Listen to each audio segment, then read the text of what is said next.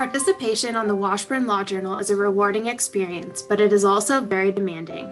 The members of Volume 60 have worked extremely hard and have done an amazing job. Even though we were unable to hold an annual award banquet, I want to use this opportunity to recognize the journal members and to review some of the accomplishments from the past year and a half. The transition to Volume 60 began in the spring of 2020 with the selection of the 13 board members, as well as the 7 senior staff writers who would each be writing case commentaries throughout the coming year. The first major task for the new board was the annual write-on competition. The executive editor, Kristen Egger, did a fantastic job writing the memo assignment and managing the competition. In the end, the editorial board selected 17 new junior staff writers who would spend the year writing an in-depth analysis of the law called a note. The student who wrote the best memo during the write-on competition is recognized each year with the John D. Ensley Award. I am pleased to recognize this year's recipient, Courtney Pruitt. In September, the Washburn Law Journal held its annual Student Scholarship Series, where Kristen Egger and Carrie Smith gave presentations over the note topic they wrote about during the previous year. For each volume, the Washburn Law Journal publishes 3 issues containing a variety of articles, as well as student-written notes. The first issue of Volume 60 included 4 articles addressing the legal implications of COVID-19. The issue also included 2 pieces of student scholarship: Patently Confusing, Refining a Test for Patentable Subject Matter and Its Implications Toward Biotechnology by Tyler Loddick, and Slipping Through the Cracks, Kansas Protection Order Procedures Are Not Protecting Victims of Domestic Violence by Carrie Smith. The Legal Symposium has been an annual tradition of the Washburn Law Journal for many years, but an in-person event was not possible due to COVID-19. The Volume 60 editorial board decided to proceed with a virtual event, and in November, the journal held its first virtual symposium titled Artificial Rights.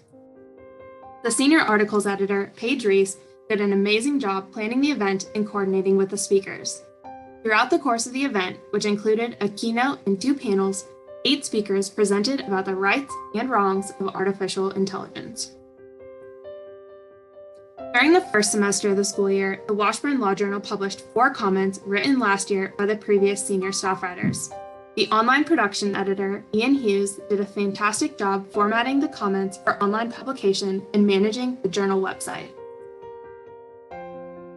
The second issue of Volume 60 included 3 articles addressing a variety of legal issues. Paige Reese did a great job coordinating the review of more than 70 articles that were submitted to the Washburn Law Journal for potential publication. Articles editors Carrie Smith and Daniel Sloan were extremely helpful in selecting articles for publication and in providing edits.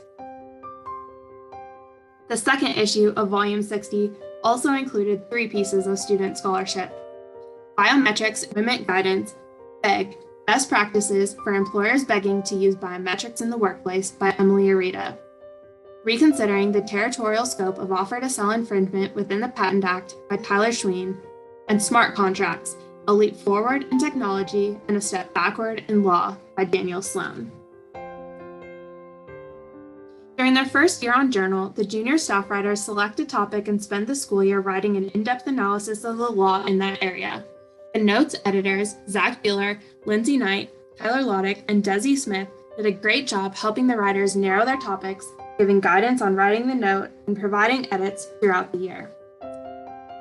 Ultimately, 6 of the notes were selected to be published in Volume 61 of the Washburn Law Journal.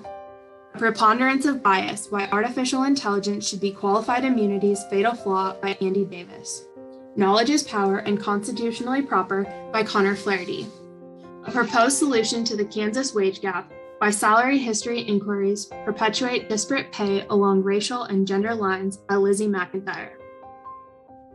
Establishing Jurisdiction for Contributory Copyright Infringement Claims by Brian McKenzie. Providing More of a Distraction. Explainable AI Techniques Are Pretext in Administrative Law Judicial Review by Zach Smith, and A Strange Love, or How I Learned to Stop Worrying and Love Section 230 by John Spisak. Each year, the Goodnight Knop Award is given to the student who wrote the best note during the year, and I am pleased to recognize this year's recipient, Lizzie McIntyre. for her note, A Proposed Solution to the Kansas Wage Gap, Why Salary History Inquiries Perpetuate Disparate Pay Along Racial and Gender Lines. The faculty committee of the Washburn Law Journal also selects the note to receive the John F. Cuther Memorial Award.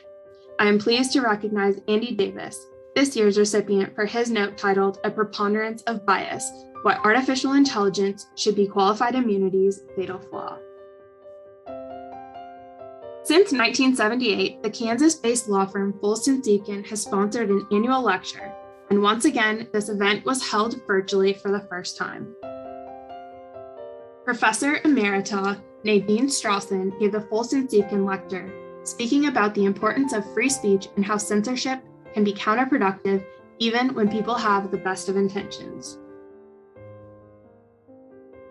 The third issue of Volume 60 contains 6 articles based on the symposium topic, The Rights and Wrongs of Artificial Intelligence. The final issue also included 2 pieces of student scholarship. Artificial Intelligence in the Workplace, Exploring Liability Under the Americans with Disabilities Act and Regulatory Solutions by Kristen Egger, and my note, Patentability and Inventorship of AI-Generated Inventions. During the second semester, the Washburn Law Journal Online published 8 comments written by the senior staff writers. To appear or not to appear, an explanation of general appearance and when the right to object to personal jurisdiction can be waived by Ben Bigham. Am I Going Insane, or Did Kansas Abolish the Insanity Defense? By Emily Brandt. Non-biological parents beware how the court in In Re WL incorrectly applied Fraser v. Gottschall as a result of its prejudice for a non-biological parent by Riley Broyles. Mythbuster, private student loans may now be discharged in states within the 10th Circuit by Madeleine Farmer. Dismantling the Great Writ by Bridget Markey. How the Supreme Court Got It Wrong, Kansas v. Glover by Belinda McCaskey. Boston Bombers' death sentence should not have been vacated based on insufficient voir dire by Mackenzie McCoy. And Mo Money, Mo Problems, an analysis of In Re NCAA athletic grant and aid cap antitrust litigation by Ben Bigham. Over the course of the year, the comments editors Tyler Schween and Skylar Urban provided excellent guidance and edits for the senior staff writers. These writers also wrote additional comments that will be published in Volume 61. Just as for the best note, the Gnipnop Award is given to the student who wrote the best comment during the year.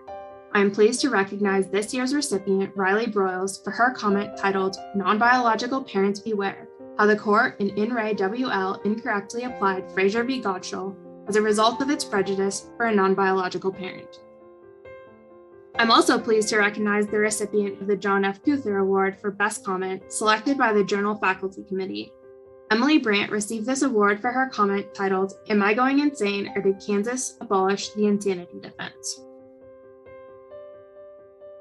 In addition to posting the 12 comments, Ian Hughes also edited and formatted 4 blog posts for the Washburn Law Journal website, including a post he wrote titled, Live by the Oar, Die by the Oar, Ford v. Montana, and the Corporate Personal Jurisdiction Standard. The managing editor, Emily Arita, did an amazing job overseeing the source and citation checks and helping to finalize each document for publication. In the end, Volume 60 published 13 articles, 7 student-written notes, and 12 student-written comments, as well as 4 blog posts. All of these involved the review of over 5,200 footnotes. The Washburn Law Journal also hosted 1 symposium and 1 lecture. These things were only possible as a result of the hard work put in by the 38 journal members who spent over 7,300 hours during the course of the school year alone. I'm so proud of everything we were able to accomplish.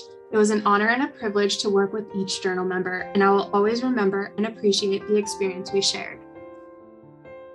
I also want to take this opportunity to thank the Washburn Law School faculty, staff, and administration for their constant support of the Washburn Law Journal. I want to thank the Journal Faculty Committee in particular, the faculty chair, Professor Merle Duncan, and the committee members, Professors Andrea Boyack and David Rubenstein. Now, the Washburn Law Journal is in the excellent hands of the editorial board for Volume 61. I know that the editor-in-chief, Zach Smith, and all of the staff of Volume 61 will do amazing things. I look forward to seeing what the future brings for the Washburn Law Journal.